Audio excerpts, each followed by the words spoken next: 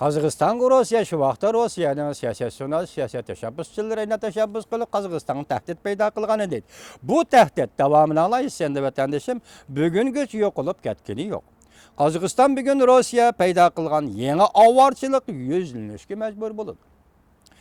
Satabayev bunda ko'rsatdi.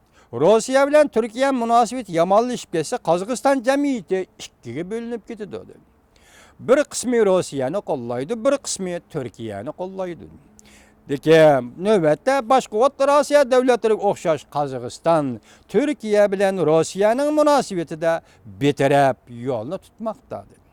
Prezident Nazarbayev, Prezident Erdo'g'an va Prezident Putin bilan yaxshi munosabat saqlab kelmoqda. Va Rossiya bilan Turkiyaning munosabatini yaxshilashtirishga qiziqyapti Prezident Nazarbayev. Rossiya Suriyani bombardiman qilgandan keyin Qirg'iziston Rossiyani qo'llaydiganligini bildirdi.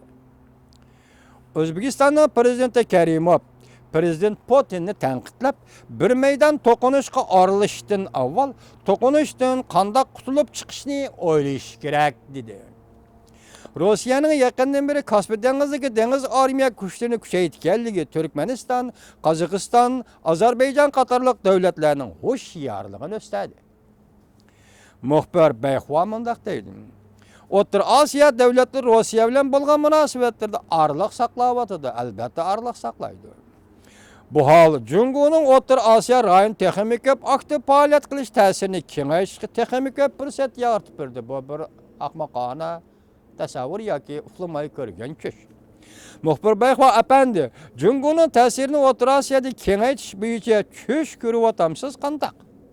Buning uchun diqqatinglarni tuvandagi leksimizga qaratinglar vatandoshim.